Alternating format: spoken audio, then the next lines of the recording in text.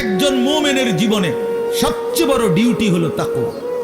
আমরা ঈমানদার, আমরা মুমিন, আমরা মুসলমান। এই মুসলমান তো আমাদের একটা পরিচয়, আর জান্নাত আমাদের জন্য। জান্নাত আল্লাহ বানাইছেন মুমিনের জন্য, জান্নাত আল্লাহ বানাইছেন মুসলমানের জন্য, জান্নাত আল্লাহ তাআলা বানাইছেন ঈমানদারের জন্য।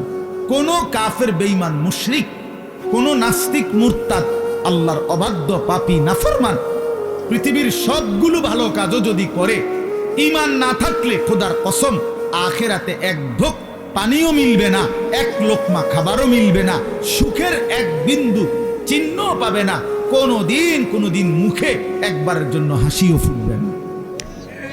ঈমানবিহীন কোনো কিছুর মূল্য নেই আখিরাতে। দুনিয়া মিলতে পারে, দুনিয়া মিলা কোনো আশ্চর্য কিছু না।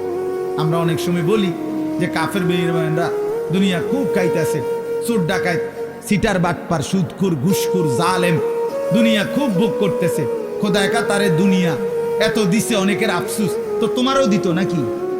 তুমি শোনো নাই যে আল্লাহ যে বলছে জালেমকে, নাফরমানকে, বেঈমানকে আমি দুনিয়া দিয়ে দিলাম, ওয়া মা লাহু ফিল আখিরাতি মিন খালাক, কিন্তু আখিরাতে তার কোনো অংশ নাই।